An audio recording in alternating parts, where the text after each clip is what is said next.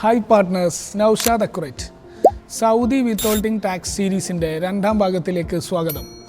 എന്തിനാണ് ഇങ്ങനെ ഒരു നികുതിയൊന്നും, ഇത് പിരിച്ച് സർക്കാരിലേക്ക് അടക്കാൻ ആർക്കാണ് ഉത്തരവാദിത്വം എന്ന് നോക്കാം. എന്തിനാണ് വിത്തോൾട്ടിംഗ് ടാക്സ്? എന്താണ് അതിൻ്റെ ലക്ഷ്യം? ഉത്തരം വളരെ ലളിതമാണ്. സൗദിയിലെ ഉറവിടങ്ങളിൽ നിന്ന്, അതായത് സോഴ്സിൽ നിന്ന് വരുമാനം നേടുന്ന നോൺ റെസിഡൻറ്റുകളിൽ നിന്ന് നികുതി കൃത്യമായി ഈടാക്കുക എന്നു തന്നെയാണ് ലക്ഷ്യം. വിദേശത്തുള്ള ഒരു വ്യക്തിയിൽ നിന്നോ അല്ലെങ്കിൽ സ്ഥാപനത്തിൽ നിന്നോ നേരിട്ടു നികുതി പിരിക്കുന്നത് പലപ്പോഴും പ്രായോഗികമല്ലാത്തത് കൊണ്ട് തന്നെ പണം നൽകുമ്പോൾ തന്നെ അതിൻ്റെ ഒരു ഭാഗം നികുതിയായി പിടിച്ചു വെക്കുന്നു. ഇത് നികുതി പിരിവ് എളുപ്പമാക്കാനും നികുതി വെട്ടിപ്പ് ഒഴിവാക്കാനും ഗവൺമെൻറ്റിനെ സഹായിക്കുന്നു. അപ്പോൾ ആരാണ് ഈ നികുതി പിരിക്കാനും അടക്കാനും ഉത്തരവാദി?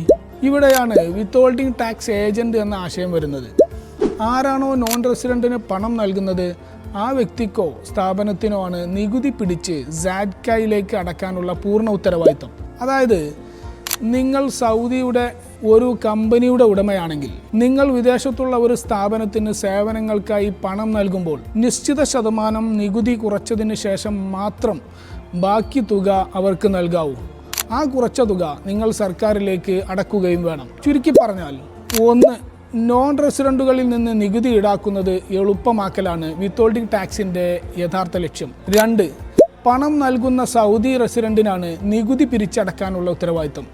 ആരൊക്കെയാണ് നിയമപ്രകാരം റെസിഡൻ്റായി കണക്കാക്കുന്നതെന്ന് നമുക്ക് നെക്സ്റ്റ് വീഡിയോയിൽ ചർച്ച ചെയ്യാം.